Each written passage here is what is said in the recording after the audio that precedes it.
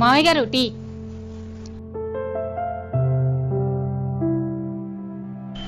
కోడల పిల్ల, ఈ రోజు టీ చాలా బాగుందమ్మా. కుదురుగా నించని చేసినప్పుడు ఎప్పుడు టీ బాగా రాలేదు మామయ్య గారు. ఈ రోజు పరిగెట్టి చేసినప్పుడే బాగా వచ్చింది. పరిగెత్తి చేసావా? ఎందుకమ్మా పరిగెత్తావు?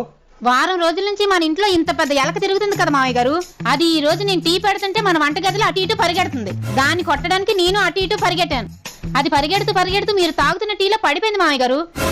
బురదలో పడ్డ పందిలాగా ఆ టీలో పడి దొరిలింది గాని నా చేతికి మాత్రం చెక్కలేదు మామయ్య గారు. ఈ టీలో ఎలక పడిందా? ఎలకేంటి మామయ్య గారు, ఆ ఎలకను కొడదామని విసిరిన చెప్పు కూడా ఆ టీలోనే పడింది. ఎలకతో పాటు చెప్పు కూడా పడిందా? చెప్పు పడితే పడింది గాని ఎలక్కున్న క్రిములన్నీ ఇందులో కలిసిపోయి ఉంటాయి కదమ్మా.